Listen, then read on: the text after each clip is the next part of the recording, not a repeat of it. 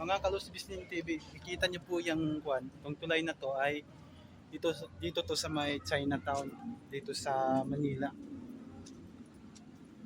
Minsan po ay pinaganda po ito, kaya naman makikita niyo ngayon ay napakaganda na design ng tulay na to. Saka dito naman sa kanang bahagi, nakikita nga natin kwan dito, yung logo ng Chinatown.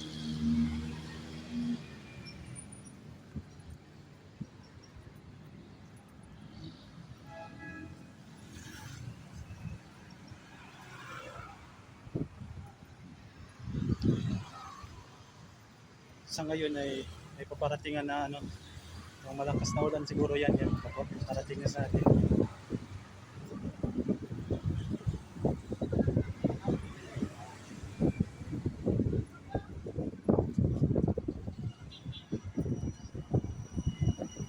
Yan lang mga Kalus Business TV. Paparating na nga na ulan, kaya naman magtatago na tayo kasi paparating na yung ulan.